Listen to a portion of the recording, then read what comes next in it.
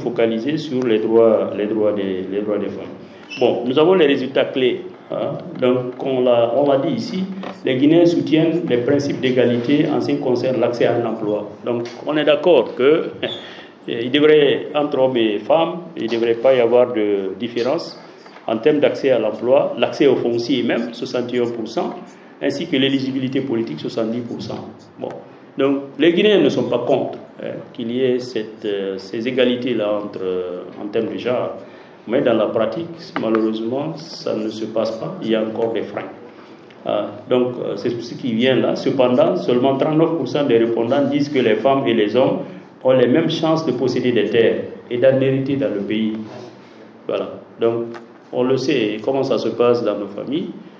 Généralement, quand on parle d'héritage, à moins qu'il y ait quelque chose qui soit complètement destiné aux filles ou aux femmes à part, généralement dans les familles, ce sont les garçons qu'on compte. Donc l'héritage, c'est par rapport aux garçons. Et le foncier est très important parce que c'est l'identité d'abord, c'est le foncier. Si vous dites que vous êtes de tel pays, c'est que vous avez quelque chose dans ce pays. Voilà, vous avez un domicile où vous avez des parents qui habitent, ou en tout cas il y a de la terre, vous avez en tout cas accès. Mais c'est difficile pour les femmes, même quand elles ont l'argent, d'avoir accès justement au foncier. Et les hommes, on l'a dit, ont bénéficié de l'éducation secondaire et postsecondaire plus que les femmes. C'est-à-dire qu'on retrouve beaucoup, en termes de proportion, on retrouve plus d'hommes qui avancent, qui poursuivent des études secondaires et postsecondaires, plus d'hommes que de femmes. Et donc c'est quelque chose qu'il faut corriger. Au niveau du primaire, c'est plus ou moins équilibré, mais après l'école primaire, c'est-à-dire à partir du secondaire et du postsecondaire, les inégalités sont là. L'inégalité d'accès à l'éducation, le manque de femmes à des postes d'influence et l'inégalité de chances ou de salaire en milieu professionnel sont les trois premières questions importantes liées au genre pour les Guinéens. Ça, je pense qu'on l'a déjà suffisamment développé. Bon, et les Guinéens sont divisés sur la performance du gouvernement dans la promotion de la femme. Et c'est bien qu'il y ait un représentant du ministère de la promotion féminine ici pour comprendre que, pour le moment, ceux qui pensent qu'ils sont en train de bien faire représentent 46%. Et 53%, malheureusement, pensent que pour le moment, le ministère de la promotion féminine n'est pas en train de faire beaucoup, ou en tout cas assez, pour essayer de réduire le gap entre les hommes et les femmes, donc les inégalités entre les hommes et les femmes. Vous avez l'égalité des droits de possession et de succession du foncier, c'est là. Donc, c'est le slide suivant. Vous voyez sur le slide, vous voyez la différence. On a posé une question simple. Est-ce que les femmes devraient avoir les mêmes droits de possession ou de succession que les hommes en ce qui concerne le foncier? Vous avez les réponses. 61% des Guinéens disent oui, les hommes et les femmes devraient avoir les mêmes chances. Donc, la majorité est d'accord qu'il ne devrait pas y avoir d'inégalité d'accès, en tout cas au foncier. Bon, mais un peu plus chez les femmes, 65%. Mais chez les hommes, il n'y a que 57%. Ça veut dire qu'il y a encore des hommes qui pensent, 42% des hommes pensent quand même qu'il ne devrait pas y avoir cette égalité de chance. Ça veut dire qu'il y a encore du travail à faire pour que nos frères comprennent que autant ils ont droit d'avoir accès au foncier, autant les femmes ont également droit d'avoir accès au foncier. Donc ce sont des femmes qui sont relativement nombreuses, mais même entre elles, il y a 34% qui pensent que non, qu'elles n'ont pas le même droit que les hommes. Ça veut dire qu'il y a déjà un travail à faire aussi au niveau des femmes elles-mêmes. 34%, c'est le tiers des femmes. Et je pense que c'est bien peut-être de les sensibiliser, de les faire comprendre, puisqu'il y a les pesanteurs sociales qui agissent, que les femmes comprennent qu'elles ont droit à la terre autant que les hommes. Et est-ce qu'on a aussi demandé si l'emploi devient rare, est-ce qu'il faut privilégier les hommes? Et vous allez être surpris par ce qui est là. Lorsque l'emploi se fait rare, les hommes devraient plus avoir de l'emploi que les femmes. C'était la question, est-ce que les hommes devraient avoir plus de l'emploi que les femmes? Oui, en tout cas, il y a 41% qui sont d'accord. Ça veut dire quand même que la majorité n'est pas d'accord. 57% des gens ne sont pas d'accord qu'il y ait discrimination, et en tout cas en termes de sexe, pour l'accès à l'emploi, même si l'emploi sera raréfie. La majorité des Guinéens sont contre cela. Et chez les femmes, c'est 62% qui sont contre cela. Et chez les hommes, 52%. Il y a encore 44% des hommes qui considèrent que oui, si l'emploi se fait rare, mais on donne la priorité à l'homme. Donc ça, c'est des questions de perception. Ce sont des pesanteurs. Et ça peut agir même au niveau des familles, hein, parce que quand l'emploi est rare et que, par exemple, quelqu'un de la famille devrait occuper une position, avec de telles considérations, on pourrait donner la priorité au garçon ou à l'homme par rapport à la femme. Et vous avez donc cet autre slide-là qui est relatif à l'offre d'égalité d'accès à l'emploi et au foncier. On a déjà parlé de l'emploi, on a déjà parlé aussi du foncier, et vous avez les questions qui ont été posées qui sont là. Pour chacune des affirmations suivantes, veuillez me dire si vous êtes d'accord, en désaccord ou d'accord, ou n'en avez-vous pas entendu pour vous exprimer.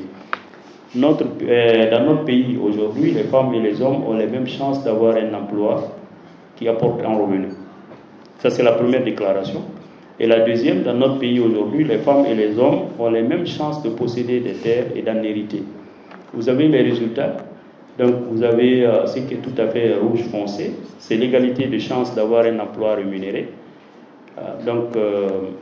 Et vous avez l'égalité de possession et d'héritage du foncier. Ce qu'on remarque, c'est que chez les hommes, 61% des hommes disent oui, il y a l'égalité des chances d'avoir accès à un emploi rémunéré entre hommes et femmes. Mais il y a seulement 40% qui reconnaissent qu'il y a l'égalité des chances, en tout cas en termes de possession et d'héritage du foncier. C'est-à-dire que c'est là qu'il y a le gap. C'est-à-dire que s'il n'y a pas de discrimination en termes d'accès à l'emploi rémunéré, mais il y a encore de la discrimination en termes d'accès au foncier. Et les hommes même reconnaissent, ils le disent clairement ici. Et c'est valable pour les femmes aussi, qui le disent d'ailleurs chez les femmes. Elles considèrent que même l'accès à un emploi rémunéré, il y a encore une certaine, je ne veux pas dire ségrégation, mais en tout cas des inégalités à ce niveau-là. Donc, que ce soit le foncier, que ce soit l'accès à l'emploi rémunéré, il y a une différence entre hommes et femmes, mais cette différence est beaucoup plus marquée quand il s'agit de l'accès au foncier. L'éligibilité politique et l'égalité des sexes, on sait qu'il y a eu beaucoup de mesures qui ont été prises en Guinée ici pour promouvoir l'accès des femmes à des positions influentes, notamment au niveau de l'Assemblée nationale, même sur les listes nationales quand il y a élection. On a dit qu'il faut faire en sorte qu'il y ait le tiers, que ce soit des femmes, et qu'elles ne soient pas à la fin, mais que ce soit alterné et qu'elles soient à des positions qui puissent leur permettre d'être élues. Bon, ça a été... ce sont des mesures qui ont été prises récemment, mais l'application pose problème parce qu'on a vu les assemblées successives, je crois que le collègue du ministère peut me corriger, mais les assemblées successives, on n'arrivait pas à trouver le quorum d'au moins 30% de femmes. Je ne sais pas, le cas actuel du CNT, on peut s'interroger, c'est qu'il y a des femmes là-bas, mais est-ce qu'elles font 30%? Ça, c'est une question qui demeure. Pourtant, nos lois disent clairement que dans ces instances-là, dans des institutions de ce genre, on devrait avoir au moins 30% de femmes. Il y a des pays qui sont déjà à une parité égale. Hein. Je ne vais pas citer, mais en tout cas, si on peut citer, le Rwanda. Il y a autant d'hommes que de femmes à l'Assemblée nationale. Donc, ça, c'est des mesures prises par l'autorité, par le gouvernement, pour permettre aux femmes d'arriver à des positions influentes. Et comment une candidature aux élections peut-elle affecter la vie des femmes? Bon, on veut qu'elle soit à des positions influentes, mais est-ce que si une femme veut être candidate pour être élue à une position, est-ce que ça peut affecter sa vie? Et vous avez la question qui est là, si une femme de votre communauté se présente aux élections, dans quelle mesure est-il probable ou improbable que les choses suivantes se produisent? Donc, elle et sa famille gagneront en réputation dans la communauté. Est-ce que si une femme se présente dans une élection, est-ce que ça va améliorer la réputation de la femme et la réputation de sa famille? Ça, c'est la première chose. Est-ce qu'elle sera critiquée, insultée ou harcelée par d'autres membres de la communauté? Est-ce qu'elle aura des problèmes avec sa famille? Donc, voilà les questions qui ont été développées. Mais vous voyez, au niveau des slides là, bon, la majorité disent quand même que quand une femme se présente à une élection en Guinée, elle gagne en réputation. Ces 2/3 de répondants disent que la femme gagne en réputation. Mais la moitié des Guinéens reconnaissent aussi qu'elle va être critiquée et même harcelée. Donc ça peut être une pesanteur. Elle gagne en réputation, mais elle peut être critiquée, elle peut être harcelée. Donc ça peut, si vous voulez, amener certaines personnes, certaines femmes qui veulent bien se lancer en politique, à hésiter d'aller en politique. Et elles auront des problèmes familiaux. Et on sait souvent que c'est pas difficile, ben, c'est pas facile, même dans les foyers. Quand une femme veut aller en politique, la première contrainte, c'est déjà l'époux qui est à la maison, qui peut lui dire non, je ne veux pas, je ne suis pas d'accord, etc., etc. Parce qu'il y a encore des pesanteurs qui sont là, qui jouent, qui agissent. Le plus haut niveau d'instruction, donc on a demandé quel est le plus haut niveau d'instruction selon le sexe. Ben, regardez la diapo qui est là, vous voyez que 57% des femmes qui ont participé à cette enquête, en tout cas, et je crois que c'est aussi valable au niveau national, 57% des femmes n'ont pas d'éducation formelle. Donc c'est la majorité des femmes qui ne sont pas instruites, si on peut le dire comme ça. Et celles qui sont arrivées à un niveau post-secondaire, c'est-à-dire qui sont arrivées à l'université ou qui ont fait une école professionnelle avancée, elles représentent 10% des femmes. 10% des femmes, seulement 10% des femmes. Et c'est le double chez les hommes. 20% des hommes sont arrivés à l'université où on fait des études postsecondaires. Vous voyez la différence déjà quand on parlait de l'inégalité en termes donc, de poursuite des études au niveau secondaire et postsecondaire.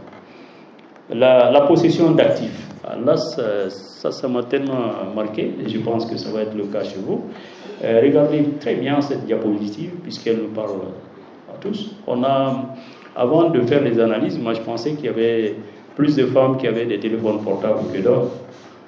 Mais les résultats, c'est pas ça. C'est 96% des hommes qui ont un téléphone portable. Bon, un téléphone portable, quelle que soit sa qualité, un téléphone portable. Et chez les femmes, c'est 87%. Bon, l'autre résultat, c'est avoir accès à un moyen de déplacement. Bon, la radio, c'est que c'est pas tout le monde qui utilise la radio aujourd'hui, mais quand on voit la voiture ou la moto, ceux qui ont une voiture ou une moto, c'est 47% des hommes contre seulement 15% des femmes.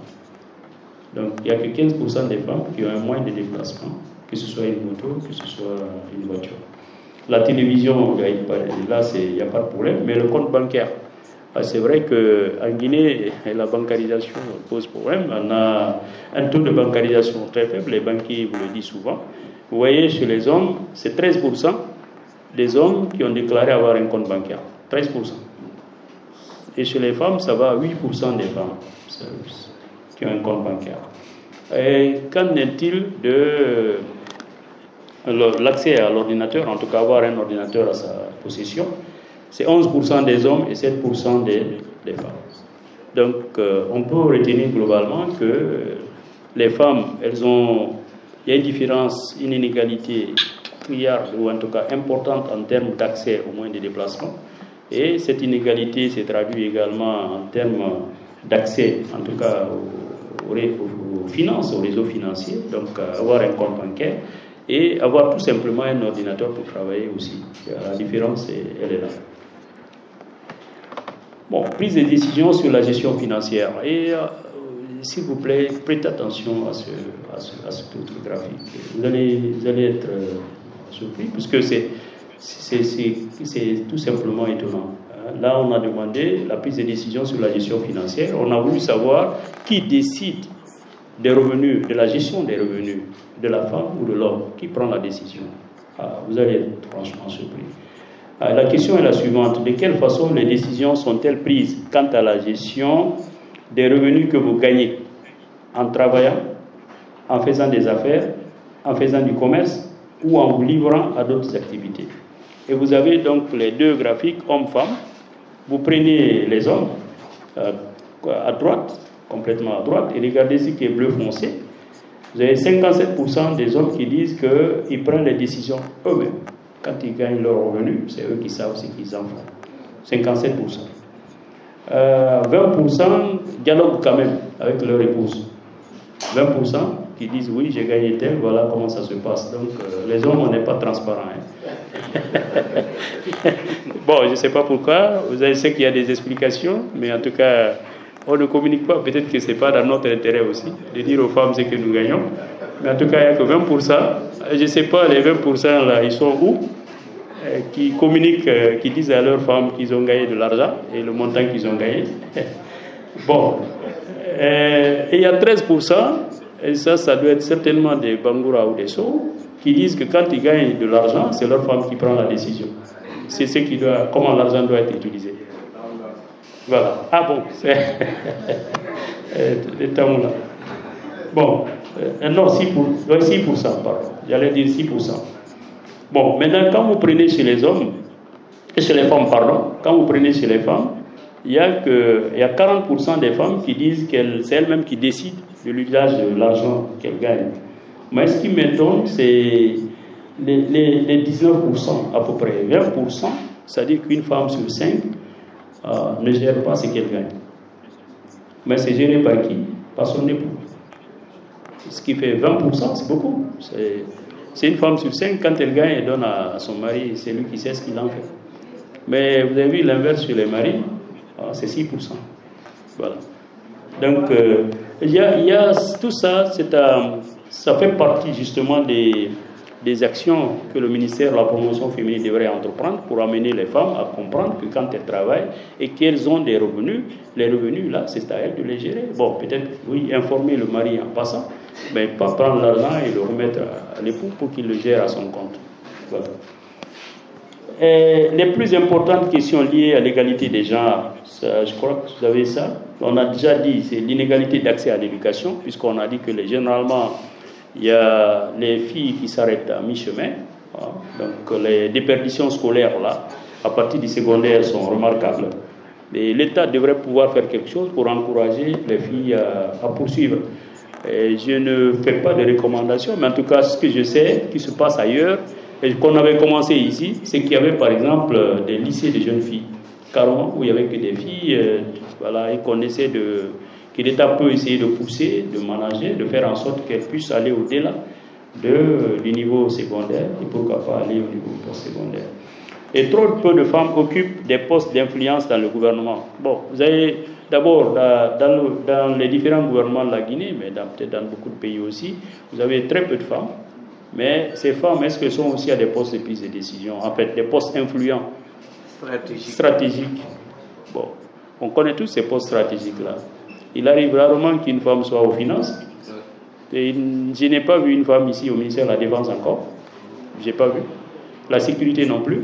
Primature, non. Primature, pas encore. Les affaires étrangères, par moment.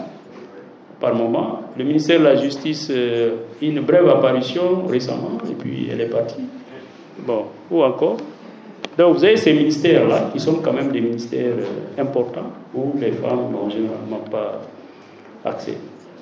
L'inégalité des chances ou des salaires dans le milieu professionnel, ça on l'a dit, c'est-à-dire qu'il y a même dans certaines sociétés privées, donc vous avez le recrutement, on recrute à la fois une fille et un garçon, ou en tout cas une femme et un homme, mais en termes de traitement salarial, la différence, elle est là. On sous-paye la femme et on paye l'homme. Mais même parfois, il peut se trouver que la femme est plus qualifiée que l'homme, mais on la met à une position qui soit une position d'assistante simple.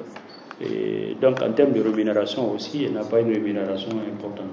Il y a la violence sexiste. Je crois que M. Conte en a parlé au départ. Et l'inégalité des droits de propriété et d'héritage, on a déjà suffisamment parlé du foncier pour dire que nos sœurs ont des problèmes pour avoir accès au foncier. La performance du gouvernement, ça, je crois qu'on l'a dit déjà.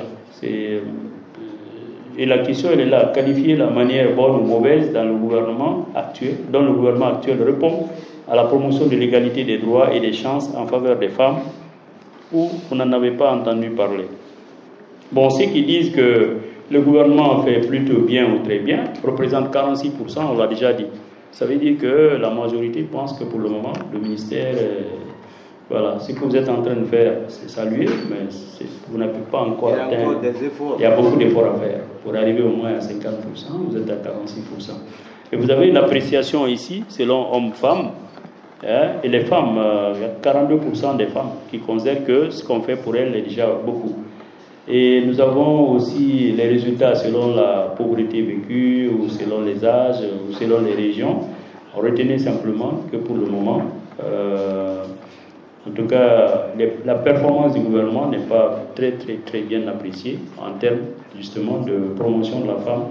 Et les régions où ça apparaît de façon, c'est à Farana, à Labé et à Kankan qu'on considère que le gouvernement ne fait pas assez encore pour la promotion de la femme. Et faut-il davantage promouvoir les droits de la femme? C'est la question. Et à votre avis, le gouvernement et les représentants élus devraient-ils faire plus, moins ou maintenir ce qu'ils font actuellement pour promouvoir l'égalité et les droits des femmes? Vous avez 72% des Guinéens disent que le gouvernement devrait faire beaucoup plus. Un peu plus ou beaucoup plus. Ça veut dire qu'il y a encore du travail. Bon, un exemple concret nous a été donné ici par M. Conté qui disait qu'il y avait 300 groupements féminins, je crois, qui avaient bénéficié en tout cas d'un accompagnement du président de la transition. C'est une bonne chose, mais c'est encore très insuffisant par rapport aux attentes des femmes. En conclusion, la demande d'égalité entre les genres est majoritaire en Guinée, mais l'offre reste mitigée. C'est-à-dire qu'on parle de l'équité du genre, de l'égalité entre hommes et femmes. Il y a beaucoup de textes qui sont produits, il y a des actions concrètes qui sont menées, mais le gap est toujours là, il est important entre hommes et femmes. Si une femme qui se présente à une élection gagnerait en réputation selon la majorité des Guinéens, ça on l'a dit, beaucoup pensent qu'elle pourrait subir des critiques ou du harcèlement. Donc, elle pourrait être critiquée pour s'être lancée en politique ou être harcelée. Peu de citoyens disent que les femmes ont un accès égal au foncier, on l'a déjà dit aussi. Les femmes possèdent moins d'actifs que les hommes, naturellement, ont moins d'autonomie dans la gestion de leurs propres revenus, qu'elles mettent généralement à la disposition de leur époux, en tout cas pour 20% d'entre elles, et que les hommes aient au moins profité des niveaux d'éducation secondaire et postsecondaire que ces derniers. Donc, on a cité déjà les problèmes chez les femmes, si je peux résumer.